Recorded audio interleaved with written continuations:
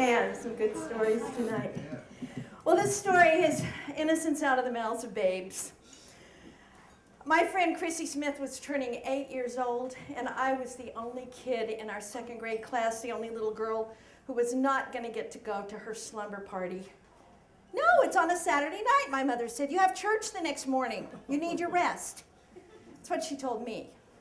What she told Mrs. Mullally next door, though, was, what are those idiot parents thinking? 8-year-old girls running around unsupervised in a dark house all night long. Well, the Smiths lived just down the street from us, right next door to my best friend, Gay Lynn. And on Saturday of the party, I'm walking home from Gay Lynn's house. Mrs. Smith is out in the yard working. She said, Megan, I never heard back. Are you going to be able to make the party tonight? Are you coming to Chrissy's party? I said, no, ma'am. We have church tomorrow morning, and my mom doesn't think I'd get enough rest running around a dark house unsupervised all night. Oh, really? Well, you know, honey, you'd be welcome to come for the first part only. You know, the cake and ice cream and the games. Would you like that? I said, yes, ma'am. All right. She said, I'll go call your mother right now. So when I got home, I could go to Chrissy's party. But my mom said, at this hour, I do not have time to take you shopping for a present. Go get $1 from your father. That'll be your present. Now, this was 1958. And in my neighborhood in Oklahoma City, in 1958, a crisp dollar bill folded up in a birthday card was a perfectly acceptable gift for an 8-year-old kid. Well, I found my dad in the garage. I said, Dad, I need $1 for a present for Chrissy's birthday present. For a present for Chrissy. And he digs in his pocket. He pulls out a handful of change. He has 3 quarters, 2 nickels, 3 pennies, and a dime. He said, well, 98 cents, that ought to do it. He gave me the money. Well, I kind of knew by my mom's body language that she did not want to mess with this birthday party business very much. So I thought, okay, I'll take responsibility. I'll wrap the present myself. And I just got a new pair of sneakers, so I had a perfect box. In the medicine cabinet, I found some white tape that would work beautifully. And I found in the hall closet some wrapping paper that had poinsettias on it. Oh, is everything okay over there?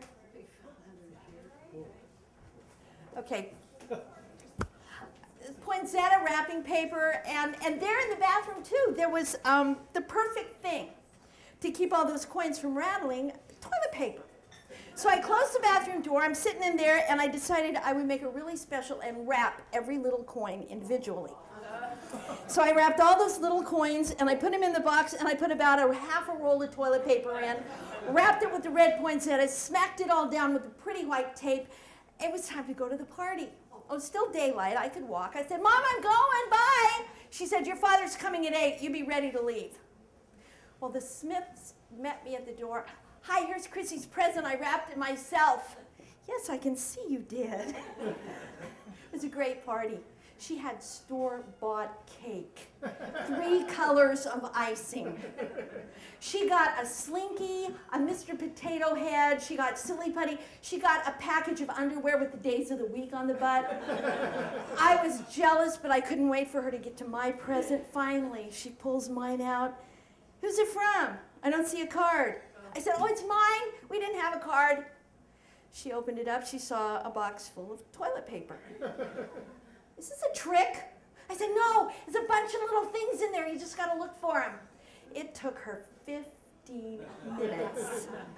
Finally, she had a little stack of coins on the coffee table. Her dad counted them, 3 quarters, 2 nickels, 3 pennies, 1 dime, 98 cents. He said, keep looking, Chrissy. I think you got 2 more in there. I said, no, 98 cents. It's all my dad gave me. And then Mrs. Smith said something to Mr. Smith that I didn't understand, and Mr. Smith said something back to Mrs. Smith that I didn't understand. But before I could ask him what it meant, the doorbell rang, and we knew it was my dad. So they took me to the door and gave me to my dad. I said, thank you, I had a nice time. And they said, well, thank you for coming, Megan. That was some present you brought, Chrissy. My dad said, oh, yeah, what was it? So I described how I had taken the 98 cents he gave me and wrapped each coin individually, and how long it had taken Chrissy to fish all those coins out of that toilet paper. And the longer I went on, the more serious my father looked, and all the light left his eyes. The Smiths were having a good time. They were laughing. Their eyes were twinkling, but nobody was talking except me. I figured it was incumbent upon me to keep the conversation going, so I said, and then Mrs. Smith looked at Mr. Smith and she said, you know, there's no doubt about it, that kid's her father's daughter. And Mr. Smith said to Mrs. Smith, yeah, the apples don't fall far from the tree, do they? What does that mean, Dad? Now, none of the grown-ups was smiling. My father looked down at me and he said, what it means is little pitchers have big ears. Come on, you're going home to bed.